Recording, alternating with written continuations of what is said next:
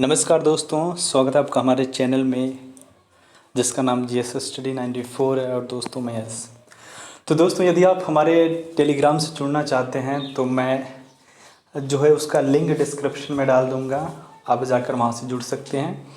और यदि आप मुझसे बात करना चाहते हैं तो आप वीडियो के कमेंट बॉक्स में जाकर आप मैसेज करिएगा, उसके बाद मैं आपको पर्सनली मैसेज करूंगा उसके माध्यम से जो भी हैं, क्योंकि एक नीतीश जी हैं उनका बहुत अच्छा प्रयास है, जो कोशिश है वो क्या करते हैं दोस्तों, वो मेंस के लिए, ठीक है, वो लेखन शैली को बढ़ावा देने के लिए वो हमारे टेलीग्राम से जुड़े हैं। और स्पेशली मैं उन्हें अलग रखा हूँ।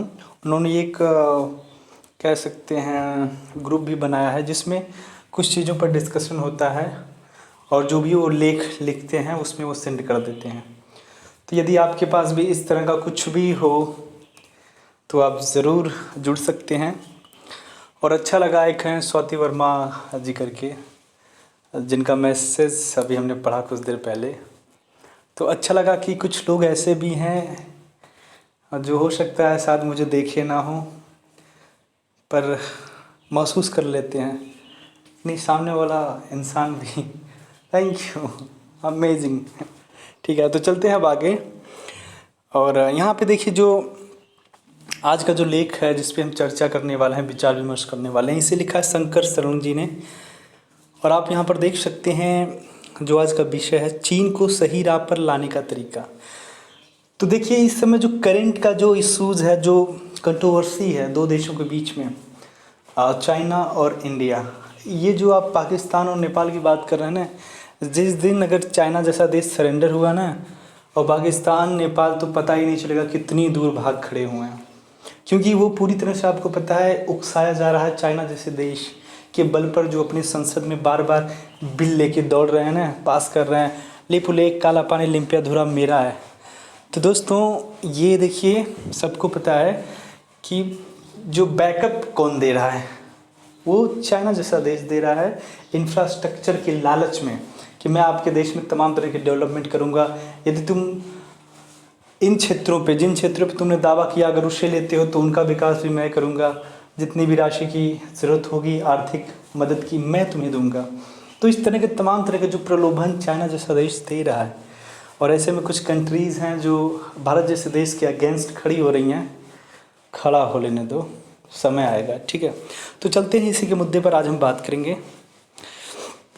देखिए यहाँ पे लिखा है, लद्दाख में चीन के साथ विवाद को लेकर प्रधानमंत्री की ओर से बुलाई गई सर्वदलीय बैठक में माकपा नेता सीताराम येचुरी ने भारत सरकार को पंचशील पर चलने की सलाह दी। सर्वदलीय बैठक का मतलब ये होता है दोस्तों, चाहे विपक्ष की पार्टी रही हो, चाहे पक्ष की, चाहे रूलिंग पार्टी हो, चाहे नॉन रूलिंग पार्टी हो, इसका कहने का मतलब है बीजेपी और कांग्रेस और उनसे अन्य संबंधित लोग, सारे लोग एक जगह मिलजुल कर इस पर चर्चा किए हैं। और उस चर्चा में जो कांग्रेस के नेता है किस प्रकार से गैर जिम्मेदाराना हरकत कर रहे हैं। सोचिए, जो चाइना जैसा देश 1962 में हमारे भारत जैसे देश को के ऊपर आघात किया, विश्वासघात किया, फिर डोकलाम जैसे मुद्दे पर उसने विश्वासघात किया। अभी कुछ दिन पहले, एक हफ्ते पहले, जिस तरह से हमारे देश के 20 जवानों को उसने विश्वासघात के बल पर शहीद कर दिया, ये कुछ नेता गण लोग हैं जो शांति की बात कर रहे हैं। भैया शांति हम भी चाहते हैं, पर उसकी कीमत हम ही क्यों चुकाएं, आप बताइए। शांति का मतलब होता है कि किसी बात पे जो सहमति हो, दोनों की सहमति हो, ना आपका नुकसान हो ना मेरा। मतलब मैं अगर शांति चाहता हूँ तो एक ही पक्ष अगर चाहेगा, दूसरा पक्ष अग्रेसिव होगा और वो सोचता है मैं अग्रेसिव करके इनसे जो ज़मीन है हथिया लूँगा, तो गलत है। तो ऐसा है ना कि जो भी विपक्ष क्यों, अपना विचार अपने पास रखो। किसी को सीताराम येचुरी से पूछना चाहिए कि क्या वो जानते हैं कि उस समझौते में क्या था। चूँकि येचुरी की पार्टी माओ भक्त थी, इसलिए उनकी पार्टी के साहित्य में पंचशील होने का सवाल ही नहीं। माओ भक्त का कह सकते हैं एक तरह से चाइनीज़ लोग होते हैं। यदि स्वतः प्रेरणा से उन्होंने पढ़ा हो तो उनके बयान से इसकी झलक नहीं मिलती। पीकिंग अब बीजिंग में 29 अप्रैल 1954 को हुआ यह समझौता भारत और तिब्बत के संबंध पर हुआ था। सोचिए, जो समझौता तिब्बत को लेकर हुआ था, उसके बाद जिस प्रकार से तिब्बत जैसे राष्ट्र को आपने विश्वासघात करके वहाँ के सैकड़ों लाखों करोड़ों बुद्धिस्टों को रातों रात फांसी पे लटकवा दिया, वहाँ की संवैधानिक व्यवस्थाओं को आपने खत्म कर दिया, ध्वस्त कर दिया। ऐसे में आप कहते हैं कि भारत जैसे देश को उसे याद करना चाहिए उस समझौते को? क्या हद है। इस समझौते के शीर्षक में ही दर्ज है चीन के तिब्बत क्षेत्र और भारत के बीच व्यापार और संबंध के बारे में समझौता। मात्र 6 अनुच्छेदों के इस समझौते में कुल 9 बार तिब्बत का नाम आया है। 5 अनुच्छेदों में इसी का वर्णन कि भारत तिब्बत संबंध लगभग पूर्ववत चलते रहेंगे। 1951 तक तिब्बत स्वतंत्र देश था। जब चीनी कम्युनिस्टों ने हमला कर उस पर कब्जा शुरू किया, मार्च 1947 में दिल्ली में एशियन रिलेशंस कॉन्फ्रेंस में तिब्बत और चीन दोनों ने स्वतंत्र देश की तरह हिस्सा लिया था। 1914 में भी शिमला में चीन, तिब्बत और भारत ने आपसी सीमांकन समझौता किया। सोचिए, ऐसे तमाम तरह के दोनों देशों के बीच ट्रीटी हुए हैं, समझौते हुए थे, और दोनों ने एक स्वतंत्र राष्ट्र के रूप में अपने अपने देश का प्रतिनिधित्व किया था। अभी चीन 1890 के दस्तावेज का हवाला देकर डोकलाम को अपना बताता है, तो 1914 वाले दस्तावेज के अनुसार तिब्बत भी स्वतंत्र देश है। एम आई राइट? चूँकि नेहरू जी ने चीनी कम्युनिस्टों को तिब्बत हड़पने दिया, इसलिए उसी के एवज में चीन ने भारतीय और तिब्बती जनता को संतुष्ट करने के लिए पंचशील समझौते के बहाने उन्हें बहलाने का उपाय किया। दोस्तों, जो भी लोग, जो समस्याएं चल रही हमारे देश में इस समय, कुछ लोग ऐसे भी हैं जो बड़े ही मन से चाइना जैसे देश को सही ठहरा रहे हैं, भारत जैसे देश को गलत ठहरा रहे हैं। मैं आपसे रियल बता रहा हूँ, ये रियलिटी फैक्ट है। यदि सब लोग अपने अपने दस्तावेज लेकर आ रहे हैं, जो भी ऐतिहासिक दस्तावेज उनके पास उपलब्ध हैं, हमारे तो लाखों करोड़ों दस्तावेज जलाए गए हैं, चाहे मुग़ल रहे हों चाहे अंग्रेज़ रहे हों, ठीक है, लाखों करोड़ों दस्तावेज जलाए गए हैं। जब नालंदा विश्वविद्यालय को जलाया गया था बख्तियार खिलजी के द्वारा, जो कुतुबुद्दीन ऐबक का गुलाम था, आप सोच नहीं सकते कई महीने की कई साल तक वो जलता रहा, इतनी बुकें थी उस लाइब्रेरी में, और ये लोग दस्तावेज की मांग कर रहे हैं। यदि हमारे पास जलने के बाद भी जितने दस्तावेज बचे हुए हैं, उन दस्तावेज को भी अगर हम खोल दें तो सही मानिए दोस्तों, कम से कम 15-20 देश तो ऐसे ही ख़त्म हो जाएंगे, भारत में घुस जाएंगे। आई मीन सब समाहित हो जाएंगे, संगम में आ जाएंगे, उनका अस्तित्व खत्म हो जाएगा। और ये लोग इतिहास की बात करते हैं। भारत जैसा देश का सभ्यता ही था, संस्कृति यहाँ की इतनी प्यारी थी कि सारी संस्कृतियों को यहाँ फलने फूलने का मौका दिया। अन्यथा अगर उसके अंदर यदि दोस्तों परोपकारिता ना होती न, तो यहाँ पे कोई 800 साल 250 साल शासन करके यूँ अपमानित करके नहीं जाता। इस समझौते का संपूर्ण कथ्य यही था कि तिब्बत और भारत के सांस्कृतिक, व्यापारिक, सामाजिक संबंध पहले जैसे चलते रहेंगे, बिना किसी पासपोर्ट, वीजा, परमिट आदि के। क्या ये चूरी यह मांग करते हैं? मैं हैरान हूँ कि कांग्रेस जैसी पार्टी आखिर परिवार से अपने कब बाहर निकलेगी।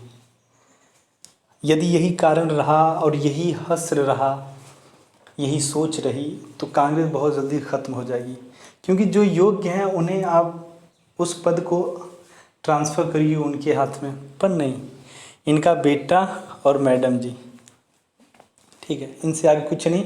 और जो कुछ नेता हैं दोस्तों ने, वो पूरी तरह से मेंटली डिस्टर्ब हो चुके हैं। वो समझ में नहीं पाते क्या कह रहा हूँ क्या नहीं कह रहा हूँ, क्योंकि कुछ करने लायक कांग्रेस ने नहीं छोड़ा। पंचशील समझौता स्वयं प्रमाण है कि भारत और तिब्बत के संबंध कितने स्थापित, खुले और पारस्परिक थे, जिसमें चीन का कोई दखल न था। इसी दखल का रास्ता खोलने को पंचशील को बहाना बनाया गया। अंगुली पकड़कर गर्दन पकड़ी गई। ये चूरी बताएं कि किसने पंचशील समझौते को रौंदा। क्या उसके अनुच्छेद 2 और 5 के अनुरूप भारत और तिब्बत के लोग पहले की तरह इस पार से उस पार मिलने जुलने या खरीदारी करने जा रहे हैं? यदि नहीं, तो पंचशील की नसीहत किस लिए? ठीक, तिब्बत पर कब्जे के बाद 1952-53 में कोरिया संकट के समय पीकिंग में भारतीय राजदूत ने कम्युनिस्ट चीन की मंशा को चेतावनी शुरू में ही दे दी थी, लेकिन नेहरू जी कम्युनिज्म से सम्मोहित थे और अपनी महत्वाकांक्षी सद्भावना पर स्वयं फिदा रहते थे। उन्हें चीनी नेताओं से कृतज्ञता मिलने की कल्पना थी, पर उन्हें धोखा मिला। तो याद रखिएगा, यदि आपसे कोई पूछे कि इस समय भारत जैसे देश को, यदि डिप्लोमेसी की बात हो रही, कूटनीतिक स्तर पर अगर बात हो रही है चाइना जैसे देश को घेरने के लिए, तो सबसे पहली प्राथमिकता, सबसे पहला जो काम है भारत जैसे देश को क्या करना चाहिए, तो आप बेझिझक बोलिए दोस्तों कि भारत जैसे देश को तिब्बत का मामला उठाना चाहिए।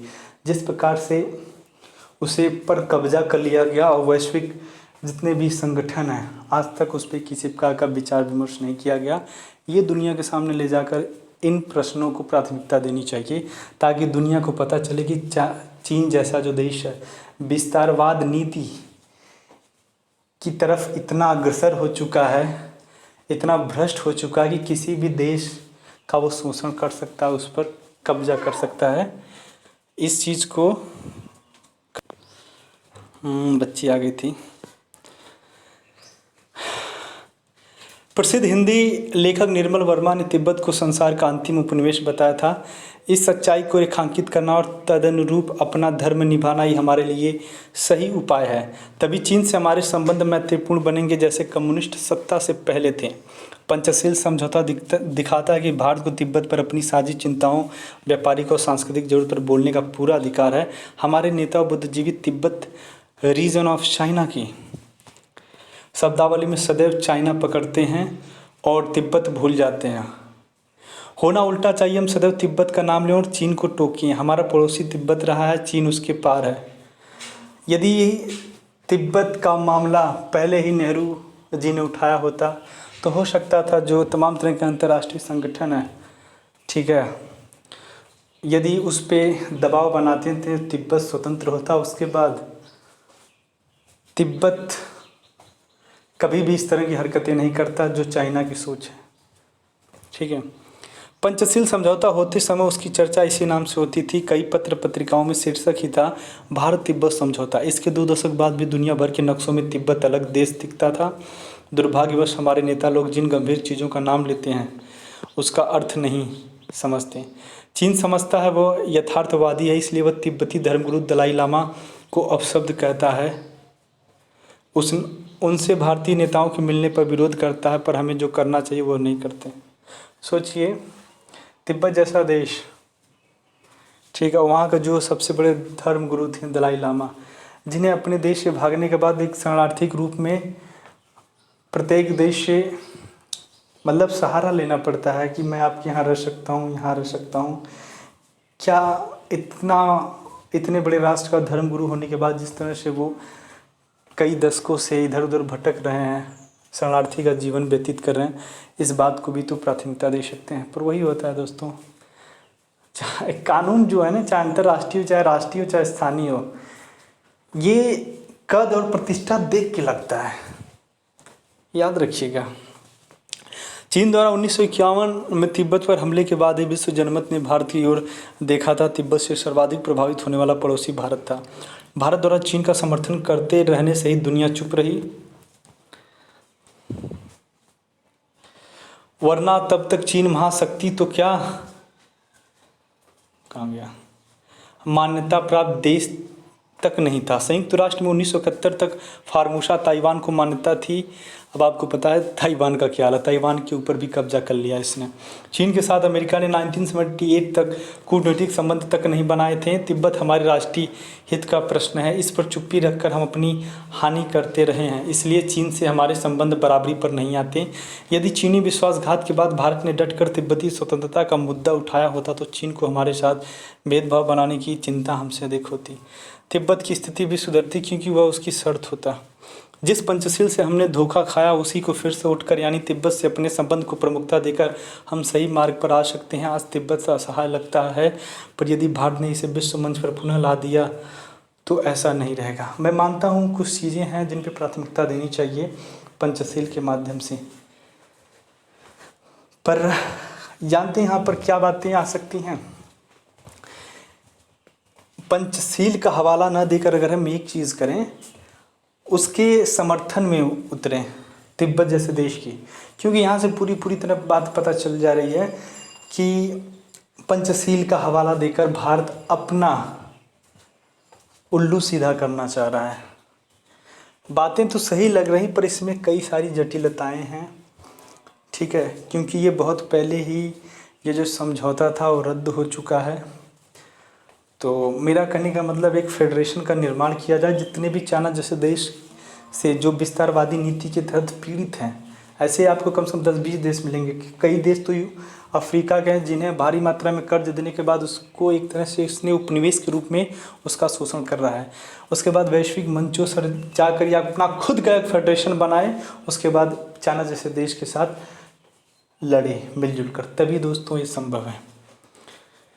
आज तिब्बत असहाय लगता है, पर यदि भारत ने इस विश्व मंच पर पुनः ला दिया तो ऐसा नहीं रहेगा। चीनी सत्ता ने अपने देश में तानाशाही का औजार बनाया है, तो हम लोकतांत्रिक स्वतंत्रता को बना सकते हैं। तिब्बतियों को अपना शांतिपूर्ण वैचारिक सांस्कृतिक राजनीतिक अभियान चलाने में सहायता देना हमारे हाथ में है। उन्हें इससे वंचित रखना हमारी मानवीय व संवैधानिक प्रतिज्ञा के विरुद्ध है। सरकार न सही विविध सामाजिक गैर राजनीतिक लोग तिब्बत के लिए आवाज़ उठा सकते हैं। जैसे हांगकांग की स्वायत्तता पर चीनी हमले के विरुद्ध दुनिया भर में लोग बोल रहे हैं। भारत की सुरक्षा और तिब्बत के प्रति हमारे कर्तव्य आपस में जुड़े हैं। तिब्बत पर चीनी औपनिवेशिक सत्ता स्थायी नहीं है। किसी भी घटनाक्रम से हालात बदल सकते हैं। हमें अपना धर्म निभाना चाहिए। तो दोस्तों आप भी बताइएगा आखिर मतलब कैसे तिब्बत जैसे देश को कैसे रिलीज़ किया जाए उसके हाथों से, ठीक है। तो आज के लिए इतना ही। नमस्कार, धन्यवाद।